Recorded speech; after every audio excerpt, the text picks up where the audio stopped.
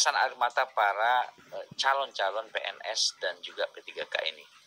Jadi memang Bang Ajis dan juga Bang Angga, ini masalah P3K terutama ya, ini seharusnya kalau amanah undang-undang tahun 2023 nomor 20 itu seharusnya Desember 2024 masalah honorer ya itu sudah selesai.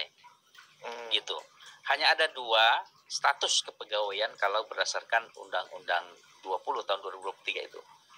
Yang pertama ya aparatur sipil negara kita, yang pertama adalah PNS, pegawai negeri sipil. Yang kedua adalah pegawai perjanjian kerja atau disebut dengan P3K. Nah, masalah ini muncul sebenarnya terutama P3K ini bersumber dari masa-masa lalu gitu ya. Oh, yang lama-lama ya. Yang lama-lama. Jadi yang lama-lama ini kan mereka diangkatnya itu tidak ada aturan yang mengikat.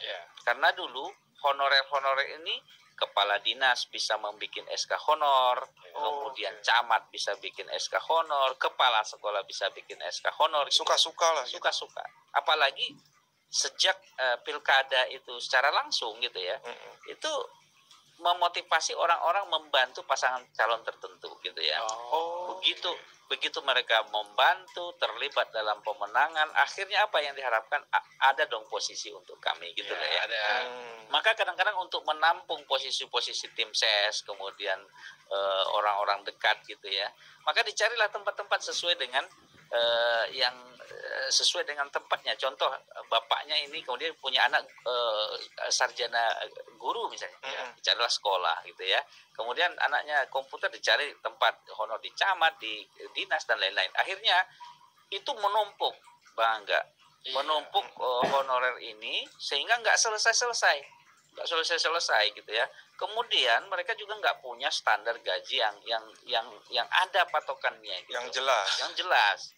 Maka Menpan RB dan BKN ya itu sepakat ya, dan termasuk DPR diantaranya, ini harus kita tuntaskan. Kalau ruang setiap kepala daerah berganti pula honorer, masuk lagi data baru, ini sampai negara ini semeraut ribet gitu.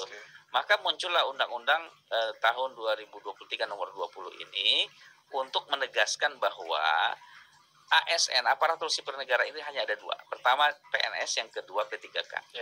Hanya ada 2 itu. Hanya ada 2 itu. Nah, di undang-undang itu ditegaskan setelah terbitnya undang-undang itu dan Desember 2024 tidak boleh lagi pemerintah daerah kemudian merekrut honorer. P3K tadi. Honorer, nggak boleh lagi, karena sejak 2025 Januari itu diharapkan honorer sudah tidak ada lagi. Hanya ada 2. Iya kan, PNS P3K. Nah, setelah itu amanah undang-undang itu kan harus dilaksanakan, ya kan, harus dilaksanakan. Maka ASN CPNS kan sudah ada yang tes, sudah ada pengumuman dan ada masa TMT, terhitung masa tugas, ada yang April gitu ya. Kemudian P3K ya kan honorer tadi dia disuruh tes, disuruh tes, kemudian ada yang lolos, ada yang tidak lolos. Iya kan? Yang lolos ini terbagi lagi, ya. Yang lolos ada terbagi. Yang lolos ini dia lolos misalnya nilai memenuhi masa data BKN lebih dari 2 tahun terpenuhi, tapi formasi tidak ada. Nggak dapat posisi. Nggak dapat posisi karena gini. Contoh honorer untuk ketersediaan guru misalnya ya, ada 100, ya kan? Yang daftar dan lulus memenuhi syarat itu ada misalnya 150. Nah, sementara guru kesediaannya 100. Berarti kan ada 50 yang daftar antri. Nah, di situ ada istilah R2, R3 gitu ya, yang nunggu masa antrian. Nah, yang tidak lulus, nah itu ada namanya pemerintah memberikan solusi jangan sampai ada yang dirumahkan. Maka mereka ini disebut P3K paruh waktu. Nah, P3K yang lulus ini belum dilantik nih. Nah, sudah ada P3 yang tidak dapat formasi. Ada P3K yang paruh waktu, gitu kan? Nah, ini belum selesai, gitu ya, belum selesai. Maka ini pemerintah satu-satu menyelesaikan. Nah, awalnya kemarin sempat ribut bahwa Komisi 2 RDP dengan BKN sama Menpan RB Itu sebenarnya waktu itu kita ngasih batasan ya, karena kita tahu begitu ruwetnya masalah yang ada di kementerian, baik itu Menpan RB maupun BKN, itu ruwet. Kalau nggak diselesaikan dengan hati-hati itu nanti muncul masalah. Maka kita bahas batas waktu ya, kemudian untuk CPNS harus selesai di bulan Oktober 2025, kemudian untuk P3K selesai di Maret 2026. Itu batas maksimal. Ya. Tapi yang sudah selesai itu bisa diselesaikan, dilantik. Nah, cuman waktu itu muncul polemik ya, karena dengan berbagai pertimbangan Menpan RB dan BKN mengambil batas maksimal. Tapi kan itu menimbulkan reaksi publik kan. Iya. Dan kita tentu ingin menyampaikan apa adanya di rapat komisi itu. Karena kalau ditentukan maksimal Maret 2026, Bang. Iya.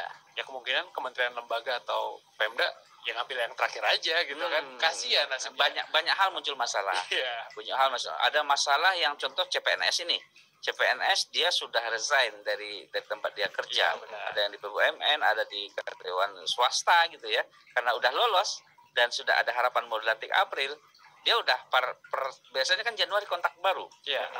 Januari dia sudah resign karena berharap April dilantik, diangkat. Ternyata kalau itu muncul penganggur-penganggur baru kan, maka ternyata kita suarakan baik itu di komisi, kemudian di media berkat teman-teman media juga. Itu ternyata itu Pak Prabowo mendengarkan suara arus bawah ini. Pak Prabowo memberikan arahan kepada Bu Menteri dan juga BKN melalui Sekretaris Negara bahwa ini harus dipercepat. Dipercepat. Maka alhamdulillah ini kabar baik nih bagi seluruh CASN PNS dan juga CASN P3K. Insya Allah PNS ini sudah harus selesai itu bulan Juni 2025 ini. Tapi bagi kabupaten kota yang sudah cukup keuangannya mampu, kemudian semua syarat sudah terpenuhi, percepatan bisa dilakukan. Mau dilantik April, kemudian Mei, tapi Juni itu sudah harus selesai. Juni jadi maksimal harus selesai. Untuk deadline-nya di situ ya. Deadline-nya untuk CPNS. Kemudian sehingga enggak terlalu lama mereka menunggu gitu kan. Iya, benar. Nah, untuk P3K itu Oktober sudah harus selesai. Kita berharap tentu ini kan P3K gelombang 1 ini sudah ada orang-orangnya, tinggal nunggu pelantikan dan penempatan. Ini